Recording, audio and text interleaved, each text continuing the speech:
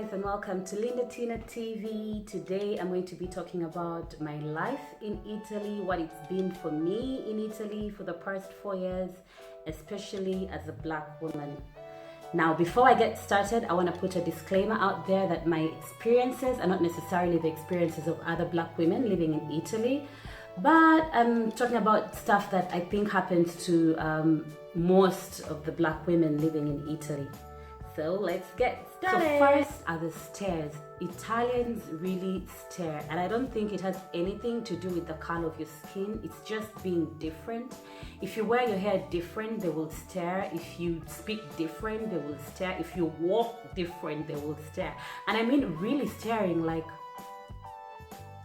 So that is something you kind of have to get used to when you live in Italy. I remember when I just come here, I would go to the side and check myself just to be sure I haven't stained my clothes or sat in some poo, because they would really stare. Then we have the language barrier. Now, most Italians speak Italian and just Italian. So if you're from an English-speaking country or any other language, it's a bit difficult to go around or do things on your own. You have to move around with someone who speaks Italian, or you just have to learn the language if you're going to live here for a long time. It's a tool you really need, which is a bit of a problem because, I mean, communication is everything, right? The other thing that has been a trick for me is getting my hair done. Now, most Afro women have learned to do hair themselves at home, which is not something I'm good at. I prefer to go to a salon and have my hair done. We have some Afro salons, but they don't do the hair quite as good as, you know, as they do it back home, and then they spend a really long time to do something that would last, you know, that should last a very short time. And also they charge quite much, so that has been a trick as well, finding a place to do my hair. Now, on top of not finding the place to do your hair, it's hard to find the right shades of makeup for dark-skinned people.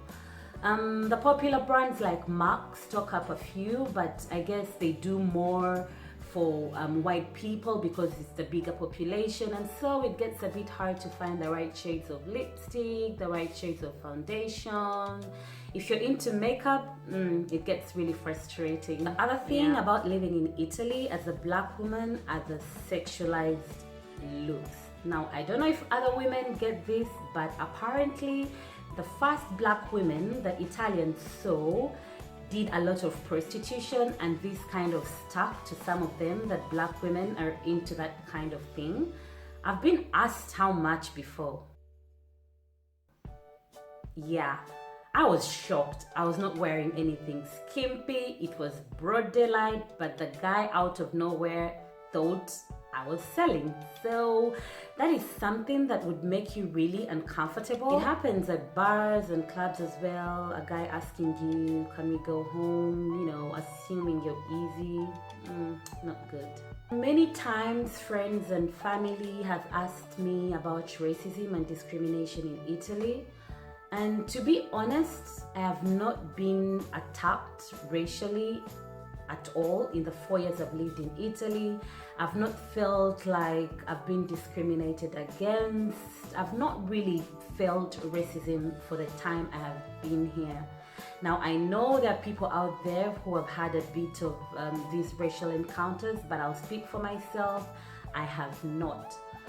Of course, there are times you're going to get that kind of dirty look, if I'll call it that, especially from the older people, probably because they're not used, or in their generation they didn't see so many black people in Italy.